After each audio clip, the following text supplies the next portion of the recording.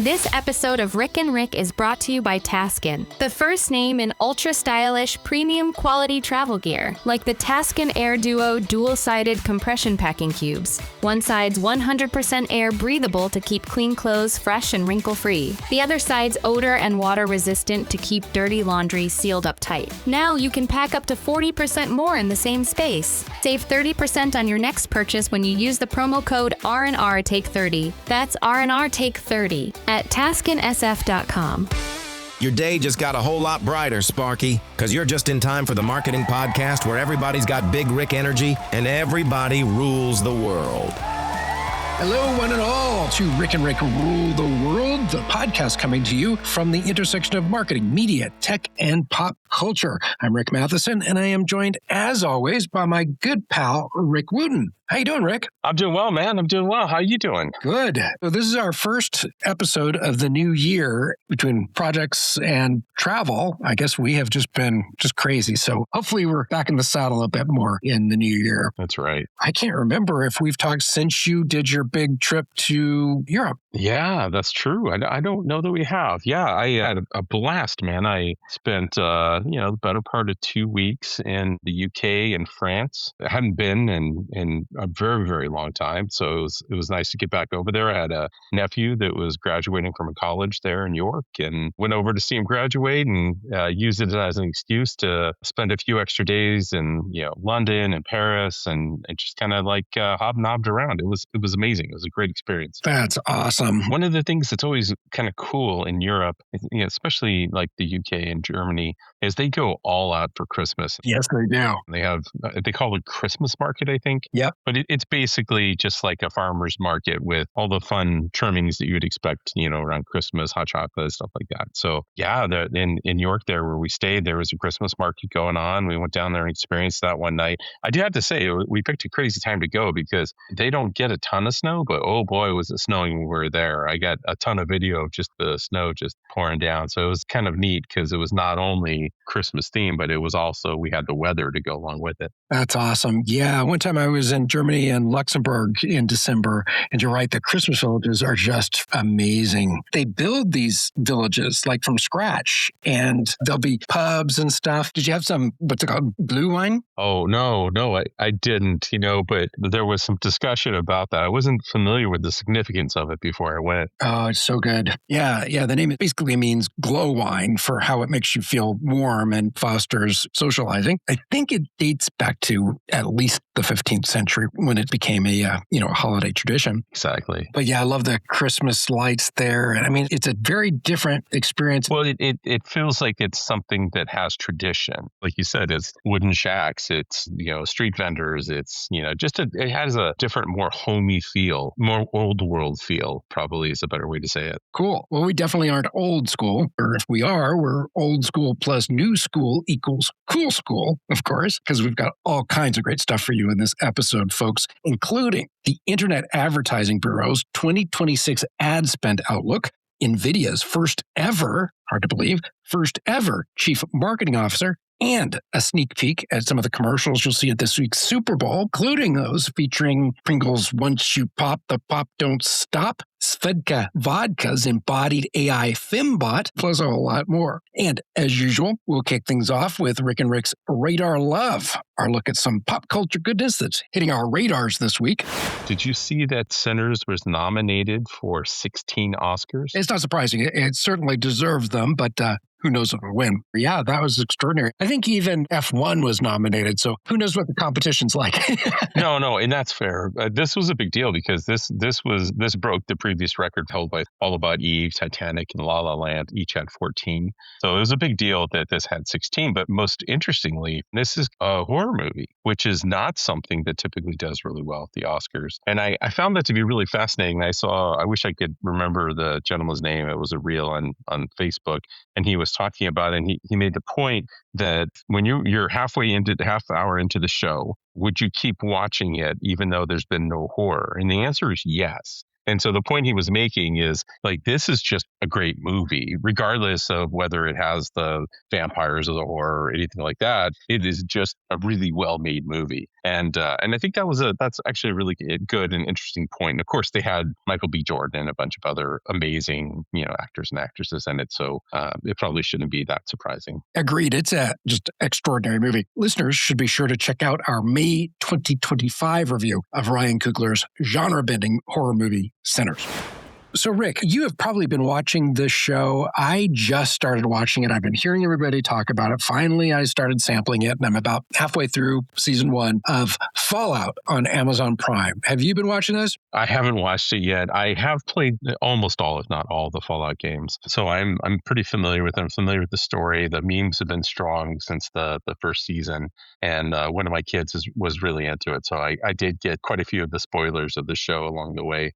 From what I understand, it was amazingly well done. What are you thinking of it so far? So far, I want to say episode 5 or 6, and I knew nothing about the story or the games. I didn't realize, and I just want to confirm, that the game's retro-futuristic, 50s, 60s Jetsons kind of look and feel. Yeah, that's exactly it. In fact, one way to think of it is if nuclear war had happened in the 1960s, what would the world be like is almost what the game is like. Okay, so yeah, Fallout drops you into this retro-futuristic sort of post-apocalyptic world, otherwise known as Los Angeles, where survivors crawl out of these, I guess they're supposed to be luxury bunkers, into a brutally bizarre wasteland shaped by nuclear radiation. It's about power, survival, and moral decay after nuclear annihilation has the world marinating in the stench of late-stage capitalism and Mitch McConnell's neck cheese. The actors are great. You got to check out the show. As Ella Purnell, I'm not familiar with her at all. Her character reminds me of a female Buzz Lightyear. It's got Walter Goggins. He's like a ghoul in this. There was some kind of experimentation that was meant to keep people alive despite radiation, and in turn makes them kind of undead. And they have to take medicine every so often, or they'll turn into Jim Carrey's fireman, Bill. No, do it! I'm halfway through season 1. If it stays this good, I would say it's definitely worth a shot. Yeah, from playing the games and getting the lore about the different vaults, the whole currency being around bottle caps. I mean, the whole thing is just a lot of fun. So I'm glad you're getting into it. It's definitely on my short list of ones I got to get back to. It's good stuff. Yeah, actually, one of the things that I've been kind of curious about, and I think I might have mentioned it to you in text, is there was a movie years ago called 28 Days Later, and then there was 28 Months Later, 28 Years Later, whatever. And I had seen the original movie, but I hadn't seen any of the sequels to it. And so I got a wild hair the other night, and I tracked down the first 3, and I've made it through the first 2 now. And I gotta say, have you seen it, by the way? I've seen all of them so far except the 4th. The 3rd one came out in 2025, and now there's a 4th one out now. Exactly. It's kind of like the second half of it. Yeah. But the reason I got sucked into it is because, Cillian Murphy's been in a ton of stuff recently.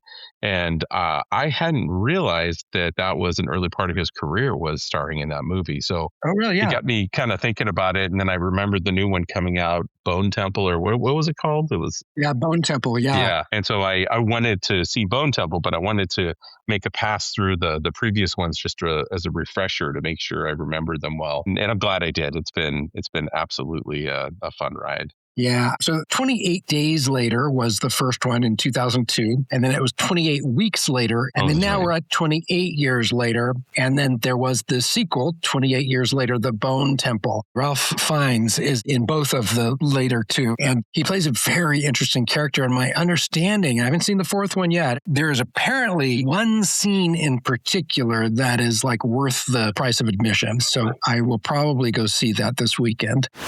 You haven't watched the final season of Stranger Things. I wanted you to watch it just so we could talk about some of the fun things that came out after the series finale. Oh, please go. The viewers need to hear. Okay, so listeners, if you haven't yet watched the series finale of Stranger Things and you want to fast forward through this section, I'm only going to touch on it a little bit, Rick, but there was this whole theory, they called it the Conformity Gate, where the kids save the day, they kill Vecna, blah, blah, blah, and they have like a epilogue to the series. And it kind of jumps forward at least several months. And people were thinking there was another episode, a surprise episode that was going to come out because many people apparently were convinced that the ending was not actually the ending, or if it was, that Vecna ends up winning. Oh, interesting. And this is in part because in this epilogue, literally all the characters, even the parents, if I remember correctly, have their hair parted to the side in a way that's very similar to Vecna in his human form. The kids play a game of D&D, and they're putting these books away, and the books on the shelf seem to spell out lie. And Mike and Nancy's mom, she's injured pretty badly during the season, and we see her with scars on her body, but in the epilogue, she doesn't have the scars. And she comes down to the basement where they're playing D&D, and she starts to leave, and the doorknob on the door is on the opposite side of the door than it was in the first episode of the series. So anyway, I don't know if that's true or not. I did notice their hair. I thought that was a little strange that they all had parted sides all of a sudden. One of the things I remember seeing, and this is probably a couple years ago when we talked about this on the show, but there's callbacks to other movies in there, including Goonies as an example. There's like 2 or 3 times the characters in Stranger Things are wearing the same outfits as characters in Goonies and things like that. So my point is we know that those little details have significance in the show. So I wouldn't be surprised if there's something to it. It's kind of like Inception, where you get to the end and you wonder, is this the real world or not the real world? Right. And I think that kind of left something to talk about afterward. 100%. What's also worth talking about is our next segment, because when we get back from this short break, it's time for the good, the bad, and the marketing. So stay tuned. Hey, Rick and Rick Nation, don't forget to check out our website at rickandrick.com. It's double the Rick in just one click at rickandrick.com. And welcome back to Rick and Rick Rule the World. Rick Matheson and Rick Wooten.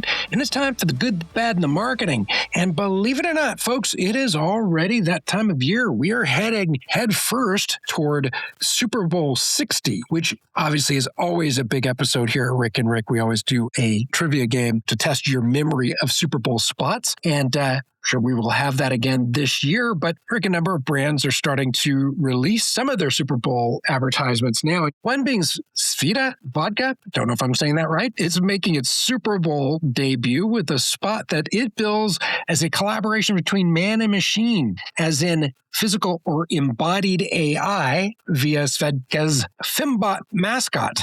Now, this surprised me, Rick. This was in Marketing Dive, and it says this Fembot is returning to the brand's advertising after a 12-year hiatus, and this time along with a sidekick named BroBot. So apparently the future of AI is here, and it's already had 3 shots.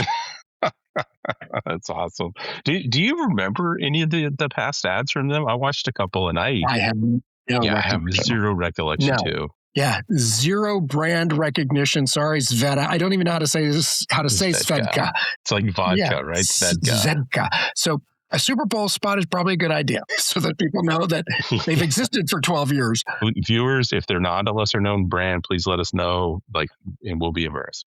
But this one's interesting, and it definitely is going to be an opportunity. I bet you a lot of people are going to be watching them to see how well this works. Yeah. No, they should have created a game for every time the Fembot did something, you take a shot of Svedka. All right. So who else is coming back to the Super Bowl? One of them is your favorite, but Rick, I saw that they're returning to the Super Bowl for the 9th consecutive year, and I feel like that's not true. We're talking about Pringles. You don't think they've been doing it for the last 9 years? I feel like since we've been doing the show, they had at least 1 year off, but I must be wrong. They may have been unimpressive 1 year, which is why we don't remember them. Yeah, no, I just thought they took a year out. I don't know. Yeah, no, I'm a big fan of the Pringles commercials. I think they're a lot of fun. Although I have to say I haven't seen anything as much fun as when they were doing the stackables. Yeah, it's chicken, it's nachos, it's chicken nachos. Right. Yeah, I mean, that was so much fun. Yeah, I don't know what their thing is this time, but it has pop star Sabrina Carpenter, and I guess their theme line here is, once you pop the pop, don't stop. Yeah, she's provocative. I mean, she's had some controversy around the covers of her albums, but she does have singles with names like Thumbs, a song named Hands, a song named Taste, and a song named Please, Please, Please. That's so funny. She may very well be a more fitting spokesperson for Pringles than Seal was singing Kissed by a Lime for Mountain Dew Baja Blast last year. That was so bad. Yeah, that was awful. That's awesome. Well, one of the things we need to talk about yet is the cost of these things. So, like, we put this in perspective. Like, the 30-second spot. By the way, there's probably I think they did 127 million viewers last year on for the Super Bowl. Yeah. This year is expected to be north of that, so north of 130.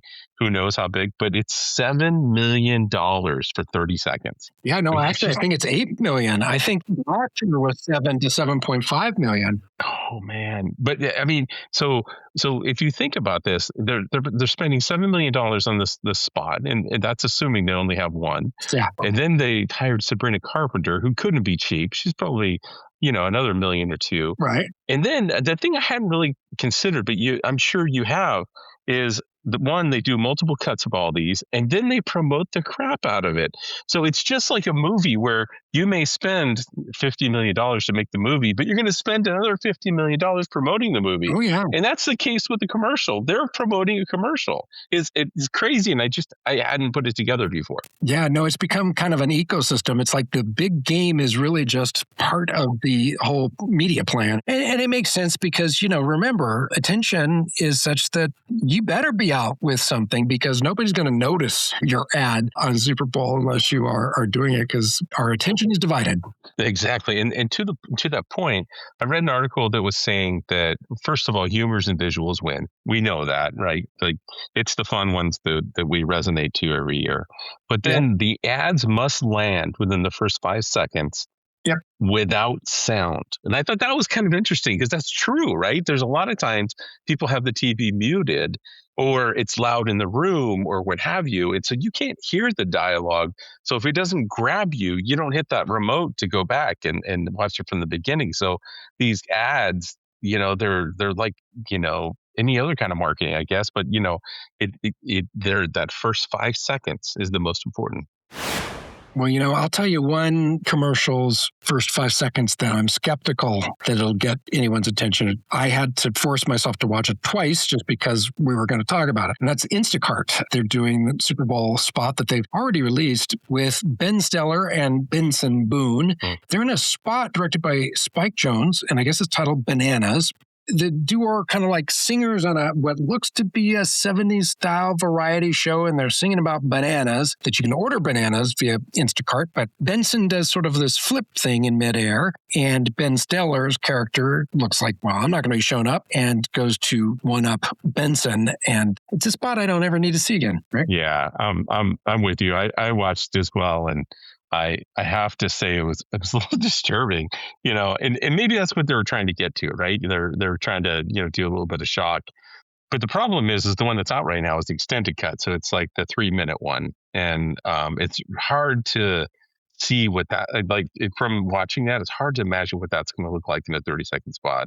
So I'm interested to see how they cut that one down. Yeah, we'll see. Maybe they can whittle it down to something interesting. Forget Pringles. The Wall Street Journal is reporting that a chip maker of a very different kind is finally getting around to hiring its first chief marketing officer. NVIDIA, the company powering the AI boom, has hired Google marketing executive Alison Wagenfeld, who will, I guess, consolidate a sprawling marketing operation that exists today under a single vision, and she'll report directly to CEO Jensen Huang. The goal, to go from accidentally famous to professionally branded ASAP. This is interesting. I would have imagined they already had a CMO. Yeah, I have to say that was the biggest shock to me was not that they're pulling talent from Google or that they're investing in marketing. Yeah. It's that they didn't have a CMO already. Yeah. Now, I did reach out to a couple of people that I know that are over there, and I said, how true is this? And, their point was they had a head of marketing for, major product lines that were acting like a CMO without the title. So I think a little bit of it is just titling and positioning, but what they haven't had for sure is a consolidated marketing organization or vision. It was done from brand to brand, which I obviously I think is probably not the best way to do that. Right. Well, it seems like that is a common evolution in companies like that sort of large, multifaceted businesses. They'll have head of marketing or even VP that is kind of responsible for a portfolio among portfolios. Exactly. But you really do need a CMO, that centralized oversight, and apparently they're getting that. What also is interesting is the Interactive Advertising Bureau's 2026 Outlook study forecasts 9.5% growth in U.S. ad spend for 2026, and it's driven primarily by digital channels, major cyclical events like the Olympics and the elections, and rapid adoption of agentic AI. Digital part of that, I think, year after year, Rick, I think since we began this show, going on 10 years ago, that's been the story, digital superseding more traditional channels. I guess the agentic AI part is new for this year. So based on input from more than 200 brands and agencies, the report finds that 5 of the top 6 marketer priorities in 2026 are AI driven, with agentic AI now central to media planning, buying, measurement, and optimization as marketers shift focus from pure acquisition toward performance and retention. That all makes sense to me, Rick. I think if AI's got a role in the marketing operation, I think that's probably one of the best areas for it. Total U.S. ad spend is projected to grow 9%. Digital channels will outpace the broader market with double-digit gains expected across social media. That's going to be up almost 15%. Connected TV, almost up 14%. Commerce media, up 12%. And linear television is going to drop almost 2%. Wow, that's nuts. One of the other things that popped for me in this research was that it said the stat is 73% of marketers are now optimizing content for AI generated answers. Yeah. Meaning their website, their PDFs, downloadable content syndication, et cetera. Yeah.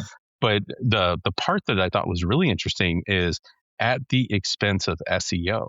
Like that was part of the comment that was made around that, where they're stacking their priorities and they're saying, being in the answer engines is more important than necessarily showing up at the top of the Google results, which I found it surprising that so many marketers are already trending in that direction. Yeah, it almost doesn't make sense. I think the usage of AI search engines is still a fraction of traditional search engines, obviously growing, but I think it would be unwise to cannibalize SEO. But plus, just in terms of organic, I don't know that optimizing AI search over SEO, one, I think they're closer to one and the same than they are totally different. And 2, I think you can kill both birds with one stone. I lean with you. I do think it's a mistake not to continue to focus on SEO. You definitely need to do both at this point.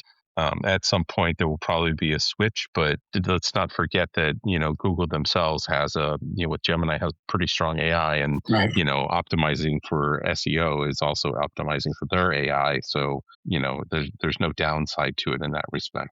It's less about the tricks and it's more about just investing in and having really great content. Yes, absolutely. And thank you for saying that. See, the writer didn't have to say that. Someone else said it. All right. Well, when we come back after this short break, it's going to be time to play Loaded Questions. So stay tuned. This episode of Rick and Rick is brought to you by Taskin, the first name in ultra-stylish, premium quality travel gear, like the Taskin Air Duo dual-sided compression packing cubes. One side's 100% air breathable to keep clean clothes fresh and wrinkle-free. The other side's odor and water-resistant to keep dirty laundry sealed up tight. Now you can pack up to 40% more in the same space. Save 30% on your next purchase when you use the promo code R&R Take 30. That's R&R Take 30. At TaskinSF.com. And welcome back to Rick and Rick Rule the World. Rick Matheson and Rick Wooten. And it's time to play Loaded Questions. This is our multiple choice trivia game to test your knowledge of news and happenings in the worlds of marketing, media, tech, and pop culture. Rick Wooten is going to play in studio, and you can play wherever you're listening to this podcast. Rick Wooten, are you ready to play Loaded Questions? Bring it on. All right, question number 1. NBC News is reporting that users of online prediction markets are making big bucks betting on A, that Gen Z's obsession with the phrase 6-7 stands for the 6 or 7 people who sat through Amazon's $75 million docu-flop, Melania. B, the exact date the AI stock market bubble will burst. C, the Super Bowl spots that will make USA Today's Super Bowl ad meter this year. Or D, which of Elon Musk's latest predictions will prove wrong? NBC News is reporting that users of online prediction markets are making big bucks on what? I want to say the Super Bowl one, but I think I saw something about Elon Musk, so I'm going to go with that one. Answers may very well be all of the above, but in this case, you are correct. NBC News is reporting that users of online prediction markets like Polymarket and Kalshi are making serious bank off of what Futurism calls Elon's, quote, astonishing track record of being wrong about the future, end quote. As Futurism points out, Elmo promised Tesla robotaxis without human safety monitors by mid-2025, something the company has yet to fully accomplish. He reportedly bet $1 million early in the pandemic that COVID cases in the U.S. would not exceed 35,000. He also predicted that in 2024 that SpaceX's Starship rocket will start making regular trips to Mars in 2026. So if you're a betting man, Rick, this could be a big opportunity. Question number 2. In a commercial set for Super Bowl 2026, Andy Samberg channels Neil Diamond to sing a love song about his A, Oscar Mayer wiener, B, ham touching ham, C, Hellmann's mayonnaise, or D, Schmaltz's German bologna. In a spot to be seen in this upcoming Super Bowl, Andy Samberg channels Neil Diamond to sing a love song about what? I'm pretty sure it's Hellmann's. You are correct. Answer is C. Yes. So Ad Age is reporting that in this new commercial from agency VML, Hellmann's Mayo returns to the Super Bowl with a sing-along parody of Andy Samberg channeling Neil Diamond in a spoof of Sweet Caroline, in which he sings lines like, I was born in this deli. My best friend was that baloney. That was until I met you. Ham, touching cheese, touching you. Sweet sandwich time. Bum, bum, bum. Hellmann makes it taste so good.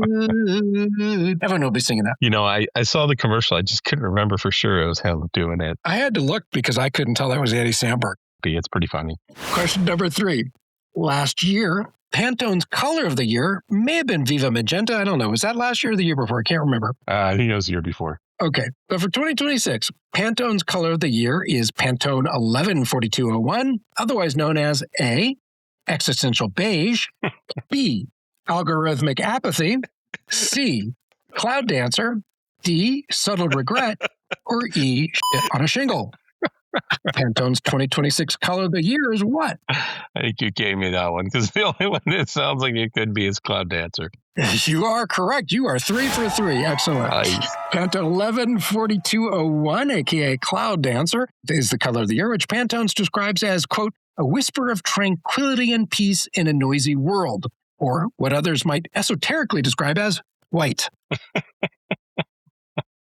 That's awesome. What isn't shit on a shingle is that this is going to have to wrap it up for this show, this shingle. Thank you very much for listening to Rick and Rick Rule the World. And be sure to come on, join us at rickandrick.com. And if you'd like to reach out to us, we'd love to hear from you. Our email address is rick@rickandrick.com. Until next time, keep on kicking ass and keep on coming back to the one show where everybody's name is Rick. And everybody rules the world.